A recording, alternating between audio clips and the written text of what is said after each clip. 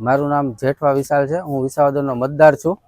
હવે ચૂંટણીમાં તો અહીંયા તો અત્યારે ચૂંટણીની હજી જાહેરાત તારીખ નક્કી નથી થઈ, પણ અહીંયા અત્યારે ત્રિપાખીય જંગ છે। અત્યારે ભાજપના ઉમેદવાર છે, કોંગ્રેસના ઉમેદવાર છે અને આમ આદમીના ઉમેદવાર છે।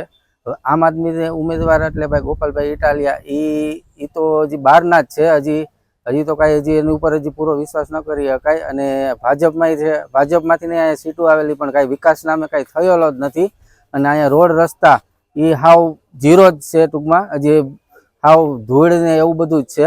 અને હવે આપણે કોંગ્રેસને એક ફેરું ચાન્સ આપીએ, જો એ લોકો વિકાસ થશે તો હજી આગળ જતા પણ હજી કોંગ્રેસને વધારે બહુમતી બધી ગુજરાત લેવલે મળશે એવી આશા છે। પણ આ વખતે કોંગ્રેસને મત આપશું અને વિજય બનાવશું। હવે કેવા કામ છે જે વિસાવદરના જે ફરવાલાયક આ સ્થળ બગીચા છે, રોડ રસ્તા છે, પછી પાણીનો પ્રશ્ન છે, અને જ્યાં એસટીની બધી બેદરકારીઓ બધી છે, એસટી બંધ છે, એ ચાલુ કરાવવામાં અત્યારે ભાજપની સત્તા હતી તોય પણ એસટી પૂરેપૂરતી છે।